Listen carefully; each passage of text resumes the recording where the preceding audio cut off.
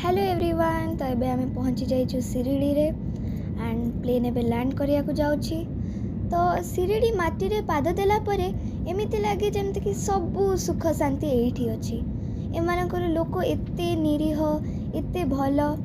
तो चलंतु आमे एंजॉय करिवा हमर शिरडी रे ए स्टेटा।